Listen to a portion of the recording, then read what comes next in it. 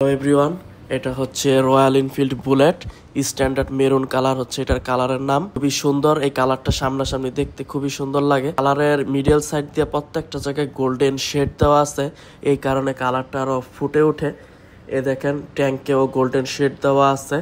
Golden শেডগুলো খুবই সামনাসামনি দেখলে বোঝা যায়, অতটা ক্যামেরাতে বোঝা যাচ্ছে না। এটা হচ্ছে স্ট্যান্ডার্ড ভার্সন, এটার প্রাইস হচ্ছে 4,10,000 টাকা। এটার ক্লাসিকের মধ্যে দুই একটা জিনিসে তফাৎ আছে, ওইটা হচ্ছে সিট ক্লাসিকে ডুয়াল সিট আর এটাতে সিঙ্গেল সিট, আর বাকি তেমন কোনো চেঞ্জ নাই বাইকে। ইঞ্জিনের যে সাইডগুলো এগুলো হচ্ছে স্টেনলেস স্টিল দিয়ে তৈরি, মানে অনেক টেকসই হবে। আর পিছনের সাসপেনশনটাও পিওর স্টেনলেস স্টিল দিয়ে তৈরি। আর রিম হচ্ছে স্পোক রিম, কিন্তু ক্লাসিকে আপনি অ্যালয় রিমের অপশন পেয়ে যাবেন, কিন্তু বুলেটে আপনি অ্যালয় রিমের অপশন পাবেন না।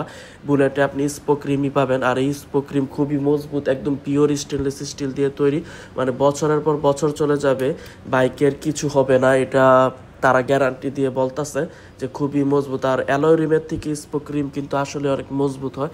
এটার হর্স পাওয়ার হচ্ছে 20 হর্স পাওয়ার আর 27 newton metre of torque, 4000 RPM, আর 20 হর্স পাওয়ার জেনারেট হয় 6000 আরপিএমে। এটার গিয়ার হচ্ছে 5টা। এই হচ্ছে বুলেট 350-র লগো বাইকটা। এটাতে টিউব ইউজ করা হয়েছে, এটা টিউবলেস না, টিউব সহ টায়ার।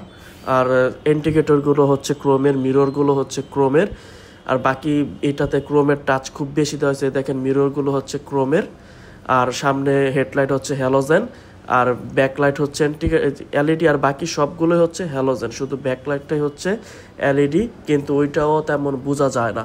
আর বাকি সবই ক্লাসিক আর বুলেটের প্রাইস সেম। আমি দুইটার কম্পারিজন ভিডিও আনবো তাড়াতাড়ি, তো চ্যানেলকে সাবস্ক্রাইব করবেন বন্ধুরা। এটার প্রাইস হচ্ছে 4,10,000 টাকা, কিন্তু প্রাইস তাড়াতাড়ি বাড়বে।